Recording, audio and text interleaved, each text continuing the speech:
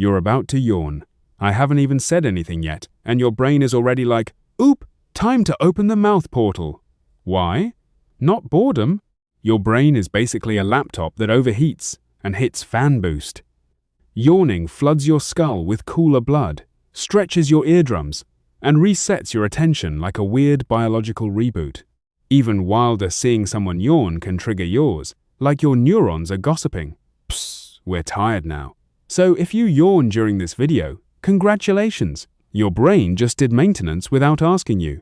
Yawning looks like the universal sign for "this is boring," but your brain is actually running a thermal management system like an overheated laptop. When you yawn, you take in a deep breath, stretch your jaw, and increase blood flow to your head, which helps cool the brain down. Think of it like opening all the windows in a stuffy house at once. Air rushes in, circulation improves, and suddenly things feel less sluggish. Your brain is incredibly sensitive to temperature changes, and even small increases can mess with how efficiently your neurons fire. So instead of installing a tiny air conditioner in your skull, which would be weird and expensive evolution gave you yawning. That big inhale pulls in cooler air, the stretching increases circulation, and together it helps dissipate heat.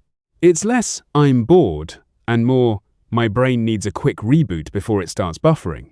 That's also why you're more likely to yawn when you're tired or stressed, your brain working harder and heating up. So next time someone yawns during your story, don't take it personally. Their brain is just quietly trying not to overheat like a phone running 4/7 apps at once. Here's the slightly unsettling part.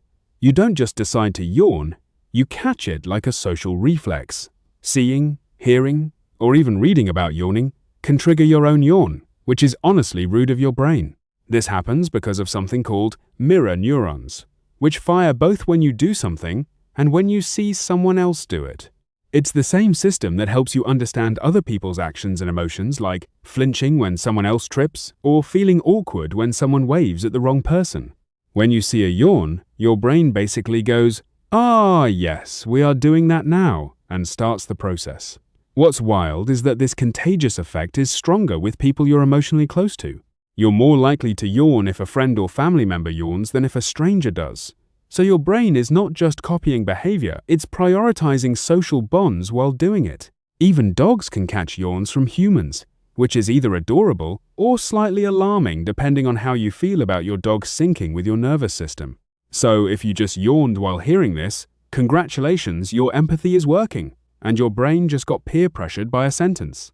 Yawning starts way before you have deadlines, awkward meetings, or Netflix autoplay asking if you're still alive. Fetuses have been observed yawning in the womb as early as the first trimester, which is a bold move for someone who doesn't even pay rent yet. At that stage, boredom isn't a thing, and neither is social signaling. So yawning must serve a more fundamental biological purpose. Scientists think it helps with brain development and the maturation of neural circuits. When a fetus yawns, it activates muscles, stimulates nerves, and helps coordinate breathing movements even though they're not breathing air yet. It's like a rehearsal for life outside, a kind of warm-up routine for the brain and body. Imagine practicing for a marathon before you even have legs. That's the level of preparation we're talking about. These early yawns might also help regulate brain temperature and promote healthy growth. So yawning isn't some bad habit you picked up in school, it's one of your oldest biological behaviors, baked into your system before you even knew what Monday morning meant.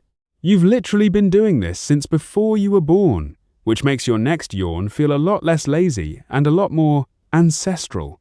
It feels like yawning is your body giving up, but it's actually more like your brain hitting the "wake up a little" button. When you yawn, your heart rate increases, your facial muscles stretch, and your brain gets a brief spike in activity. It's a mini reset, like refreshing a frozen app except the app is your consciousness. The deep inhale increases oxygen intake, and the stretching motion activates nerves that help stimulate alertness. It's not a long-term solution, you can't just yawn your way through a 1-2 hour shift, but it gives you a short burst of mental clarity. Think of it like splashing cold water on your face, but from the inside. This is why yawning often happens during transitions, like when you're waking up or getting sleepy. Your brain is shifting states and needs a little boost to manage the change. It's also why you might yawn before something important, like a performance or a test. Your brain isn't bored, it's gearing up, trying to optimize your alertness. So that awkward moment when you yawn during a serious conversation might actually mean your brain is trying to pay more attention, which is the most unintentionally disrespectful form of effort imaginable. Here's the part where your brain betrays you. Just thinking about yawning can make you yawn. You don't need to see it, hear it, or experience it. Your imagination alone is enough to set things off. That's because the brain areas involved in imagining actions overlap heavily with the ones used to actually perform them. So when you picture a yawn, the wide mouth, the deep inhale, your brain starts activating the same circuits as if you were doing it for real. It's like your brain is method acting and forgot to stop. This is similar to how you might feel your stomach drop watching someone almost fall, or how imagining biting into a lemon makes your face scrunch up. Your brain runs a simulation so vivid that your body sometimes just goes along with it. And yawning is particularly susceptible because it's already tied to those mirror neuron systems and automatic reflexes.